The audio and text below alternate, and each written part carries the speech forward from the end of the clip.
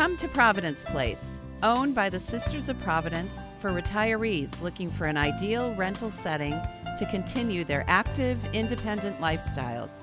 We offer bright 1 and 2 bedroom apartments, a magnificent chapel with daily mass, restaurant-style dining, wellness and entertainment programs, all with a friendly community spirit on beautiful grounds. Call for a tour, 413-534-9700.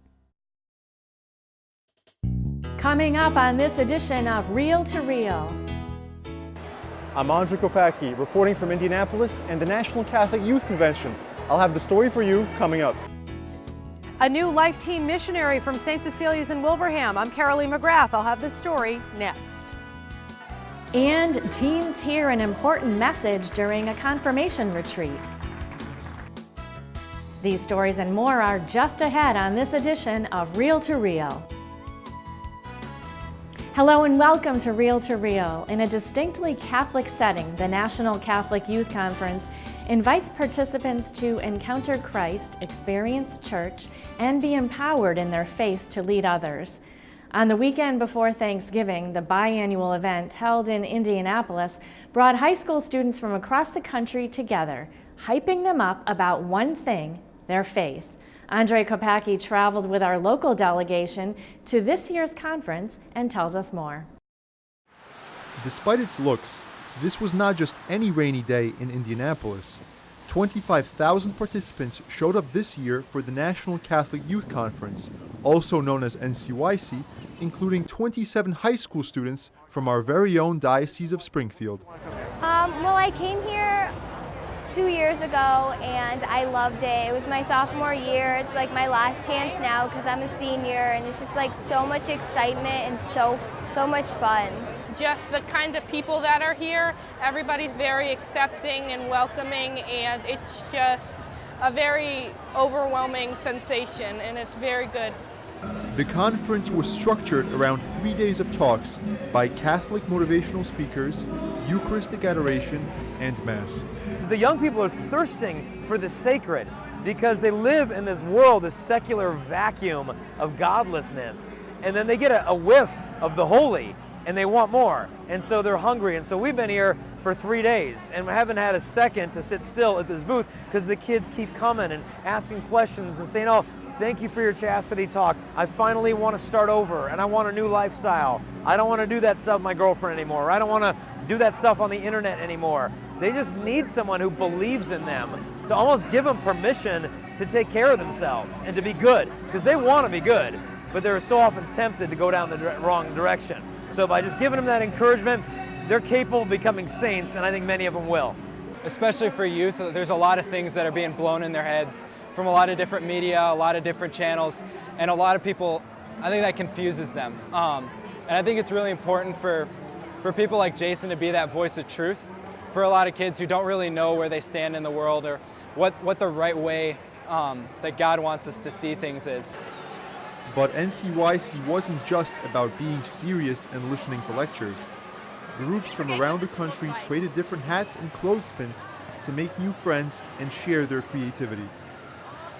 Clothespins, you just go up behind random people and then just pin them while they're walking, pin them any time. Like, you gotta do different things and you don't have to stay with your group the whole time. You can just go around, see different talks, learn stuff, have fun, and just be amazing. The social component is definitely an important part of the NCYC experience, but Mass and prayer are the real foundation. You're a good Father. It's who you are. It's who you are. It's who you are, and I'm loved by you. It's who I am. It's who I am. It's who I am. You're a good Father. Sing it out. It's who you are. Come on, church. It's who you are, and I'm loved by you. It's who I am. It's who I am.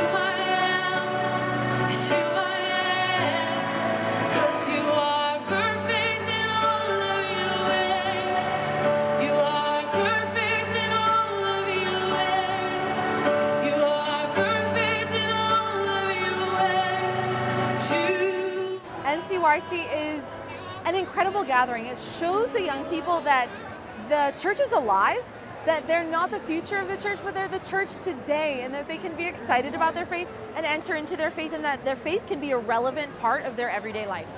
Before NCYC, I felt alone. I felt like I was the only real practicing Catholic in my school, and the only one to be really proud of my faith. I needed somewhere to feel where I belong, where I could talk to other people freely about my faith, and I wouldn't be made fun of. And I have 24,000 of those people here right now, and I wanted that. I wanted to be amazed by how many people just like me there were across the entire nation. For Reel to Reel, I'm Andre Kopacki.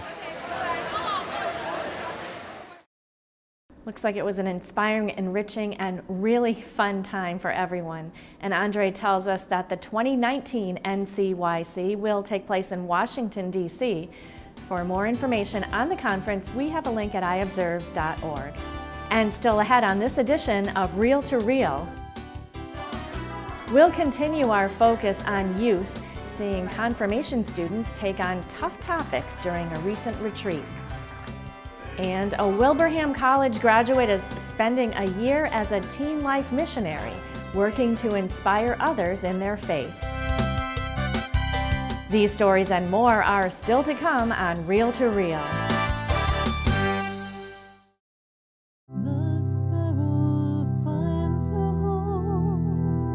The Chalice of Salvation, your weekly spiritual connection.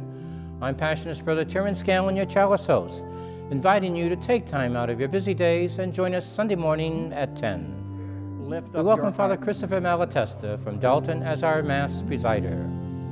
The Chalice of Salvation, your spiritual connection, Sunday morning at 10, right here on 22 News WWLP.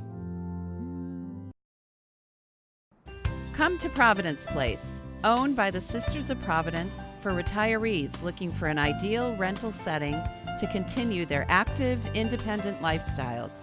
We offer bright 1 and 2 bedroom apartments, a magnificent chapel with daily mass, restaurant-style dining, wellness and entertainment programs, all with a friendly community spirit on beautiful grounds. Call for a tour, 413-534-9700.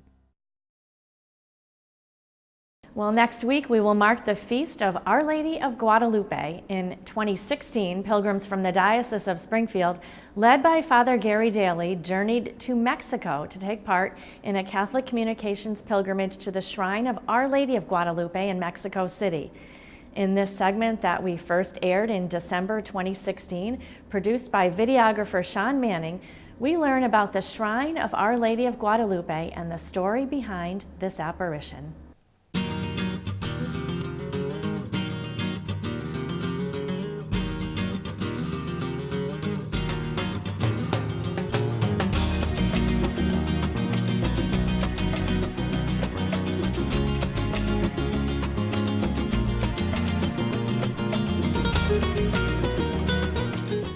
Hello, I'm Father Gary Daly, and I want to welcome you all to Mexico. Bienvenido de Mexico, on our pilgrimage here to Mexico and to particularly the Shrine of Our Lady of Guadalupe.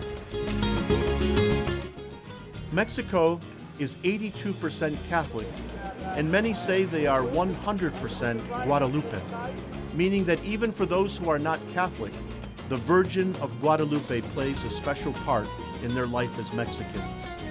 The majority of Mexicans are classified as mestizos, and it's precisely in those features that Our Lady of Guadalupe appeared, a mestiza woman, a blend of both the Indian and Spanish characteristics. On the first day, we arrived after a long trip from New York here to Mexico City, and upon our arrival, we were greeted with beautiful weather in the mid-70s and traveled directly to our hotel where we relaxed a bit. Then finally, after our relaxation, we went around the corner to this beautiful church, the Church of the Holy Infant of Jesus. There we celebrated Mass in a beautiful chapel in the basement of the church, which was also a crypt.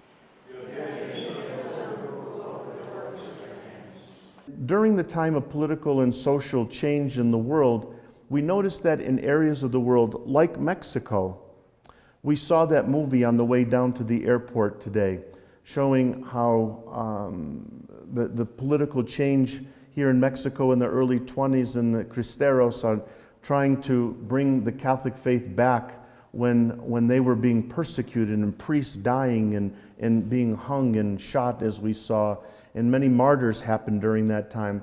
But also places around the world, in Poland, for instance, where there's communist rule, or in Vietnam. All these places in the world that have this oppression, the faith was nourished. The faith was blossoming, and people in many ways underground or in private or in seclusion would gather for Mass and pray in these parts of the world. And so we were there for the celebration of the Eucharist for St. Teresa of Avila. And finally, after Mass, we returned to our hotel for a nice welcome dinner. And that was the conclusion of our first day here in Mexico. Day 2, Mexico, we directly left the hotel and went to the place where Saint Juan Diego was baptized. We saw the ancient city there, some ruins date back to pre-15th century, and we visited the church where Juan Diego was baptized and the church in which he attended, but also the place where he went to school as a little boy. Juan Diego was baptized later in life, in his 40s, and it's also the place where he met Bishop Zumarraga after his visit with Our Lady, and that apparition. Our Lady of Guadalupe asked him to go to the bishop, and this is exactly, this building that you see here is exactly where the bishop greeted him and where he dropped the Castilian roses before the bishop, and the image of Our Lady of Guadalupe appeared on his tilma. And so finally, after that visit there, we went directly to the Basilica of Our Lady of Guadalupe. It was a very short visit there. We saw a few things, but we celebrated Mass in a small chapel on the second floor of the Basilica while Mass was going on behind us.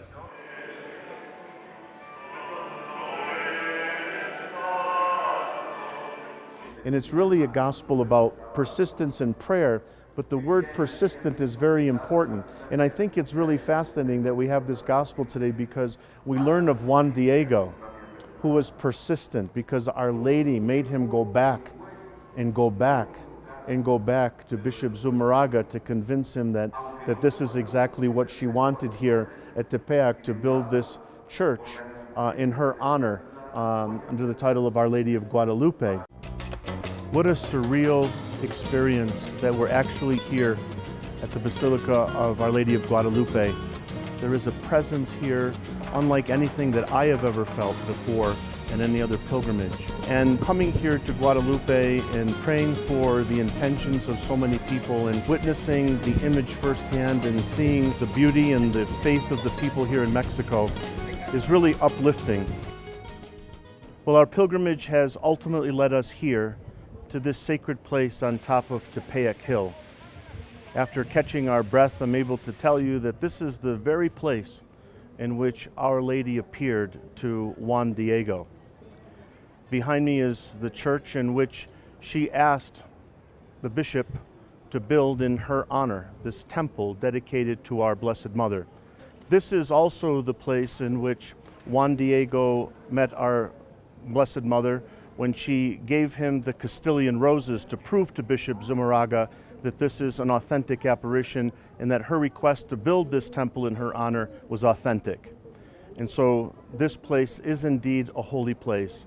It is indeed the place which we have ultimately come to see, and we give glory to God for what has happened here at Guadalupe. It's very interesting to note too the influence of Pope St. John Paul II here. There's a massive monument to him here at Guadalupe because this was a very special place for him. In the 20th century, up until his time when he came here in 1978 to visit the people of Mexico, the church was in turmoil.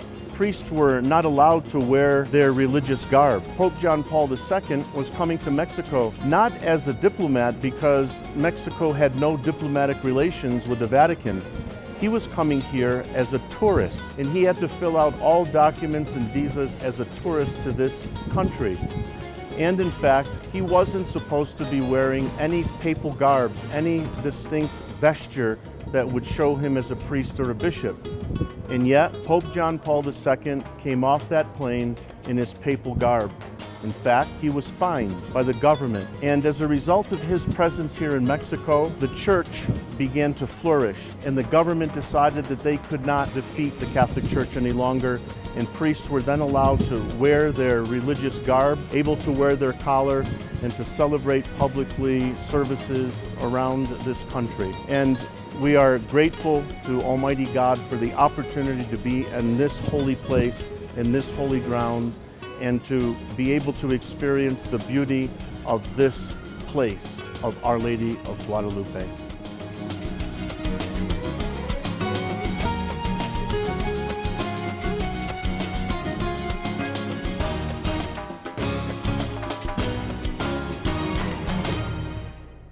And that was a fabulous trip taken back in 2016. If you enjoyed that, maybe you'd like to travel with us in 2018. Joining me now is Father Gary Daly to tell us about plans for the 2018 pilgrimage. Hello, Father Gary. Hi, Sharon. Well, you've been to Mexico, Spain, Portugal, and France in recent years. Where will 2018 take us? Well, 2018, we're going to move into a section of Eastern Europe, and we're going to be flying into Poland, and we'll spend 5 nights in Poland, 4 of those nights in the beautiful city of Krakow, not far from its center, overlooking the Vistula River. And from our hotel, each night we'll be traveling each day to various parts of Poland to visit various shrines and other beautiful sites of Poland. Then we move into Austria and stay 2 nights in Vienna and take in the sights and sounds of Vienna and the optional opportunity to go to a Mozart concert. And then from there we move into Prague, spending 3 nights in Prague and to enjoy its food and its music as we tour the city from the river. And again, Bishop Brzezinski will be leading this trip with you? Yes, it was awesome to have Bishop this past pilgrimage through Fatima into Spain and to Lourdes, and Bishop has agreed to take this trip again with us, and it's always great to have him on board with us and to listen to his words and to assist us in our pilgrimage journey. So why did you select these locations? Well, many people in the diocese have asked me, when are you going back to Poland? And so maybe this was an opportunity for us to go back there again, but also to add in these other dimensions of the trip through Austria and through Prague to make it, a little bit more full and to experience some other countries as well before we get back to the States. Okay, and if folks are interested, I understand you have an information night coming up. Yes, we have an information night coming up on January 4th, Thursday night, January 4th at 7 p.m. Here at the Bishop Marshall Center behind the Cathedral of St. Michael. And people can also call our office for more information. Call 413-452-0643. That's 413-452-0643. Or we have a link at iobserve.org. Academics, sports, clubs, part-time jobs, the demand on teenagers' time can make it difficult to help them prepare for the sacrament of confirmation. On a recent Sunday, the confirmation students from St. Elizabeth Parish in Ludlow gathered for their retreat and encountered a message that cuts to the heart of their busy lives. Kathy Harrington reports. I'm an outcast. Everyone in ESM is an outcast. You're an outcast. Some teens may never voice it, but those words may resonate on a very personal level. After that, I went through depression. I tried killing myself several times.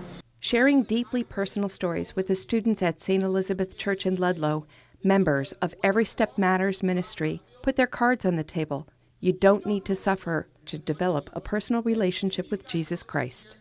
The kids, it's kind of hard sometimes to talk to them because they're kind of standoffish.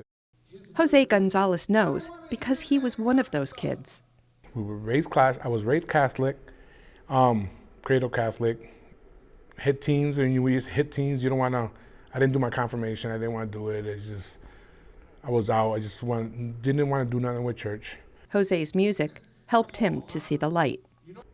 I was doing the secular hip hop, and what turned me was I was at a barbecue, and when a 5-year-old was singing the lyrics that I was rapping, and they weren't clean, and when I saw that, and the parents were like, "Oh, it's so cute. He knows the words," and that right there, it clicked me like I'm doing something wrong. I gotta do something better for the youth. That something better on this Sunday was for Jose and his Every Step Matters team to join the youth at Mass. My faith life right now is still growing. I want them to have a personal, intimate relationship with Jesus. There's no wrong way to have it. It's there, and there's personal. A lot of times, us as adults, we push them of how we want them to have the personal relationship with. We can't tell our kids how to have that relationship. It's that encounter that they receive. As the program begins, Jose gathers the students and the ESM team for prayer, asking each to share their personal prayers. What follows is the first of the activities designed to break down the barriers between the students.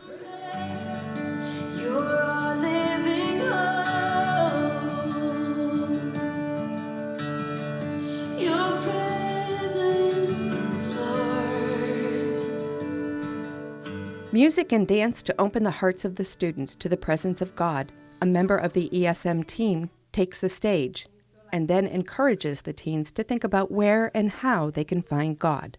I'm proud of my team. I want them to be the example to the youth. So, we were talking about God's plan. After confirmation is when they have more questions of life. Through music, witness talks, group time, the retreat message is meant to encourage the teens to grow in faith. It was different than what I was used to. It was nice because I didn't have the same thoughts I did on God as I do now. I got to experience it with my peers. It helped me realize how I can talk to God now, even though I can't actually see Him. And the students say hearing the message from strangers made it easier to receive. For Reel to Reel, I'm Kathy Harrington. Do you want to pick up your cross? I do. To adults, the approach may seem raw, but in a post-retreat survey, 100% of the students said Every Step Matters should return next year. To schedule a visit by Every Step Matters to your parish, you can email esministry@yahoo.com or call Jose Gonzalez at 413-377-8205. We continue now with a profile of a Life Teen missionary from Wilbraham's St. Cecilia Parish.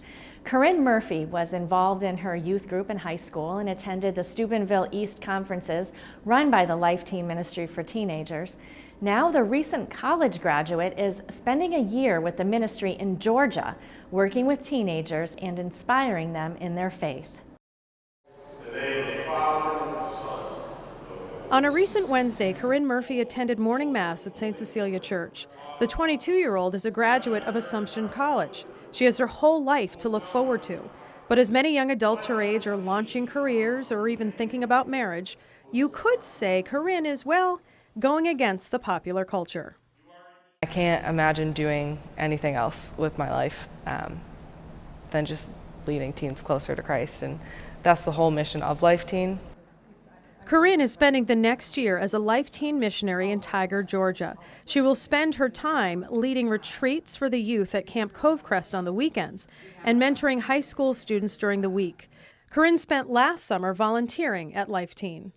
You'd have those kids that came in and they were super excited to be at camp and they couldn't wait to throw on a camp t-shirt and go pray in the chapel, and they were encountering Christ. But then you also had these kids that came in and they didn't want to be there at all, and their parents had made them go, and throughout the week you kind of saw their hearts opened.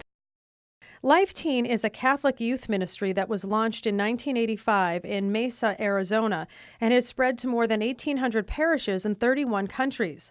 Life Teen is a parish-based program centered on the Eucharist. Life Teen for high school students and Edge for middle school students has curriculum for catechists, which includes teachings, small group questions, even icebreakers to reach teenagers. The program is also linked to a Life Teen Mass, which has praise and worship music.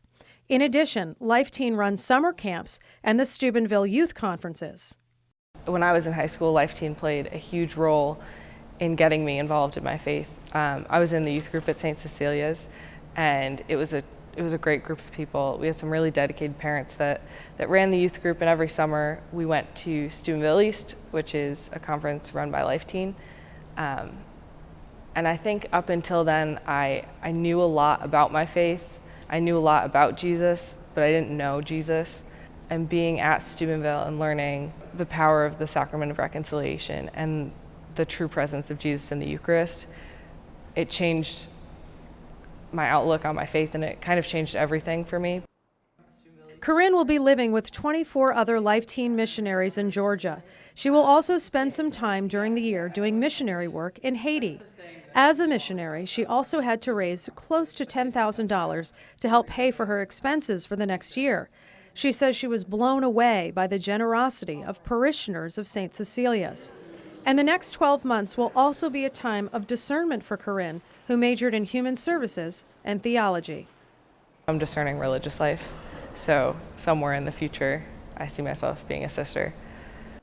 Even though the path that Corinne is following as a recent college graduate is countercultural, she's putting her trust in Jesus and believing him when he said, "Be not afraid." She adds she hopes that more teens will come to know Christ, especially in a secular culture that often mocks faith and ridicules Catholic teaching. I think that young people today have this tremendous call to rise to greatness, because it is hard to be Catholic as a young person, but it's worth it. Corinne says nothing is worth more than what Christ can give. Reporting for Reel to Reel, I'm Carolee McGrath.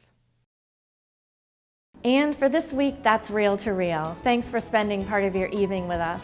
A reminder that the Roman Catholic Diocese of Springfield and the Episcopal Diocese of Western Massachusetts have come together with the Springfield Thunderbirds for a fundraiser for the Puerto Rico Hurricane Relief Fund. On Saturday, December 9th, a portion of every discounted $15 ticket will be donated to help those impacted by Hurricane Maria that hit the island of Puerto Rico as a high-end Category 4 hurricane on September 20th. The Thunderbirds will take on the Bridgeport Sound Tigers for the 7:05 game at the Mass Mutual Center in Springfield. In addition to a portion of all ticket proceeds being donated to the Hurricane Relief Fund, through this promotion, both the Roman Catholic Diocese of Springfield and Episcopal Diocese of Western Massachusetts will be donating a combined $5 for every ticket sold through this promotion, up to $4,000. The game on December 9th is also the Springfield Thunderbirds' annual Teddy Bear Toss. So we encourage those in attendance to bring a teddy bear to the game that could then be tossed on the ice after the Thunderbirds' first goal. The teddy bears will then be collected and donated to local charities. Tickets can be purchased through a link at iobserve.org. For more updates anytime, you can find information and news on the Catholic Church, both here in the Diocese of Springfield and around the world, on our news and information website, iobserve.org. Also, be sure to friend us on Facebook, where you will be able to travel with our reporters as they work on stories for Reel to Reel and get the latest news on the Catholic Church. Like us at Catholic Communications. I will be back at this same time next week for another edition of Reel to Reel, your window on the world around you. See you then. Reel to Reel is a production of the Catholic Communications Corporation, funded in part by the annual Catholic Appeal, and the support of you, our faithful viewers.